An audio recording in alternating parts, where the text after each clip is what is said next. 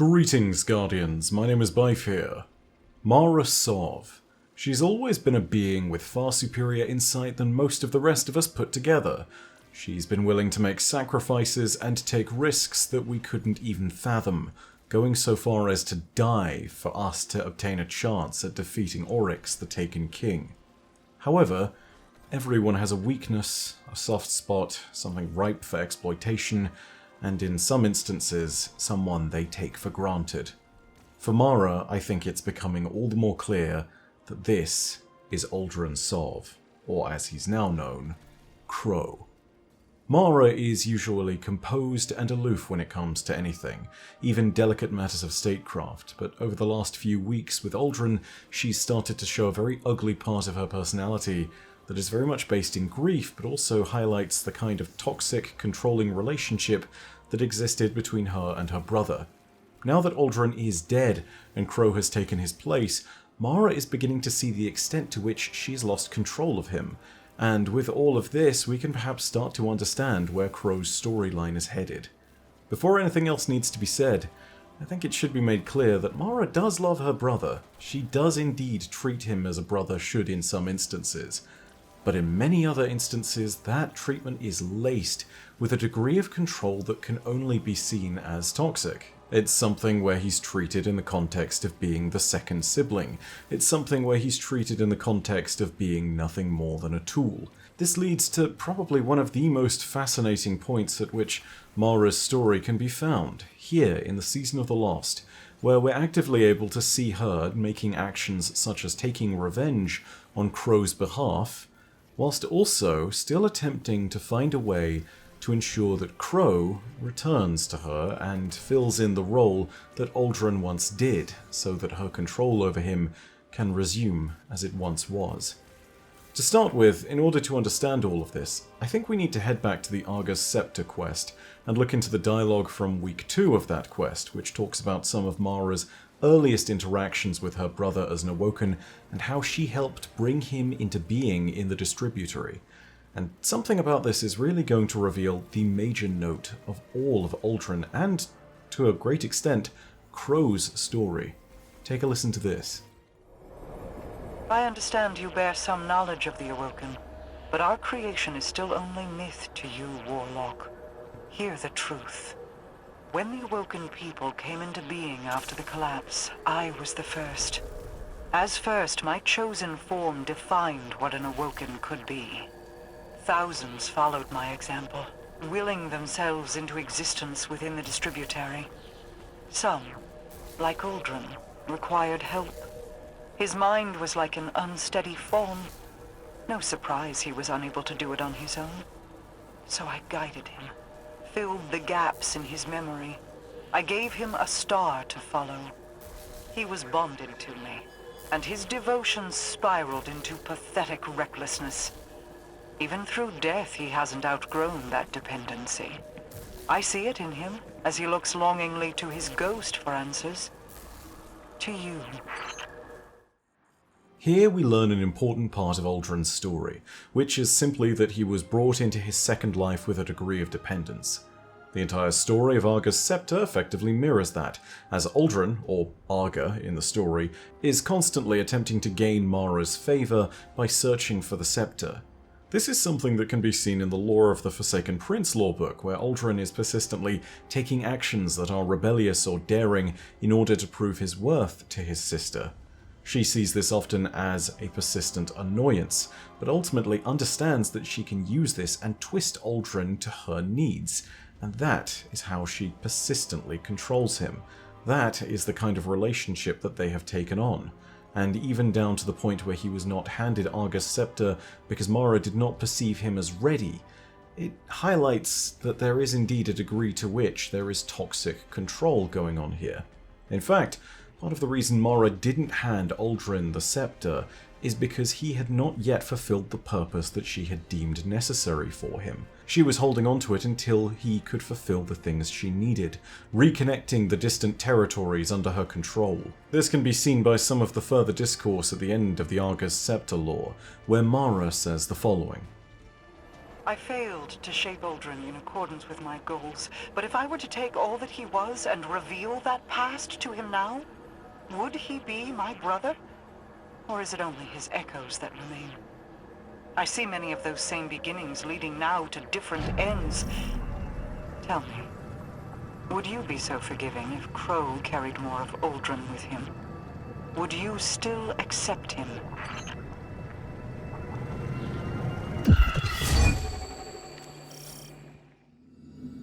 Many of his faults were not of his own making. Uldren's decisions were his, of course, but driven by whips in the hands of others. Myself included. I will have to offer him more than an old story of an empty promise if I wish to see that ember burn again. This is the path I led Uldren down. If certain actors had kept to their roles, I would have wielded Uldren Sov, Lightbearer. But even Mara Sov cannot control everyone. I celebrate his resurrection in the light, but I detest seeing my brother rewritten, his greater self sloughed away and swept into the cellar. There is still good to draw from who he was. Don't squander it. He needs a star to guide him. Uldren or Crow, they are the same in that regard. Ager's scepter is yours, then. Both its burden and the freedom it can provide. Be careful with it, Guardian. He is prone to devotion. Uldren isn't just a brother to Mara, he's also a tool. And to be honest, I think that Mara Sov is so used to getting her way that she's never had to think of him in any other context than one where he is both of these things and not one or the other. Her brother has always been one of the best tools she's had to exact her will upon the world, and any respect, pity, or affection that she could have shown for him feels as though it's diminished by his potential as a tool, and oftentimes is hidden because it might diminish his potential as a tool. As it's always been, Mara has seen her brother as lesser, and has defined him by the destiny she foresaw for him, and not a destiny that he might make for himself. And to an extent, this is true factually. She is the most powerful awoken being in existence, but that doesn't make her any less of his sister, and it doesn't make him any less of her brother. And ultimately, it treads to that point of perhaps Mara being a cosmic being that is so detached that ultimately she still doesn't see things in the same context as we do. When we look at our brothers and sisters, we ultimately see a point at which we see mutual respect. But Mara doesn't see that. She sees the cosmic fates that underlie everyone's actions and everyone's moves, including those of her brother Uldren. And over time, I think she's allowed that to skew her perspective. In a certain way, I wonder whether she is a little bit like Dr. Manhattan. After all, if you know the lore of the Awoken, you understand that Mara built them, and built the Distributory, their original home, with the intent of one day leaving it so that they could face the darkness. She manipulated political plots and discontent within the Awoken people for millions, if not billions of years, and in doing so, she ultimately helped to undermine governments, to create war in a place that had only experienced peace, and to turn people such as Uldren Sov to her side. Perhaps one of the most highlighted things about the way that she treats Uldren is a comparison by which she treats Sieur Ido. If you take a look at one of the most important lines in the story of Sieur Ido and Mara Sov, it's simply that anything she loves must have a degree of power over her, or she cannot truly love it. This is one of those moments at which I think her relationship with Uldren might be truly highlighted into something. After all, can we truly say that Uldren had any power over Mara? I don't think we can. Now that Crow is independent, perhaps he does have some power in the ability to say no, but ultimately, this might be a case of too little too late. There have been consequences to Mara's actions here. She has used Uldren to gain significant power over time. He introduced her to the Wish Dragons and executed her orders wherever she desired them. However, the consequences of her actions here and the dependence that Uldren was brewed with have suddenly become much more stark, especially in the last few years. With her death at the hands of Oryx, before her resurrection was made apparent, Uldren was easily manipulated by Riven of a Thousand Voices, who merely had to assume Mara's form through whispers and some kind of illusion in order to assert her own will and turn Uldren into a puppet. Now, the thing is that Crow has a chance to be free from this dependence, and ultimately maybe this is another reason why Mara has learned to respect him and perhaps has rediscovered some kind of love for her brother. He has unintentionally proven that she does not have power over him, and has said the words, no. However, it's not to say that Crow isn't also dependent on some superior guiding figure, because he's fallen into all the same traps that he did as Uldren. And this time, the people guiding him have not been so generous. They have indeed been Savathun. After the near altercation 2 weeks ago, Petra Venge made commentary on this fact when she communicated with us in private in the Helm. I don't need to be Mara Sov to see into your mind, Guardian. You think I'm making a mistake. You think I barred Crow out of pettiness. I won't say I didn't recommend it, but it was the Queen's order, for his own safety. I see Prince Uldren's arrogance in him, his desire to please. He's vulnerable. Uldren and your Crow are echoes of each other. Surely you can see that. They share kindred weaknesses. Savathun will exploit them again if we let her. But with Mara back, I can finally see the end approaching. It's been a long time coming.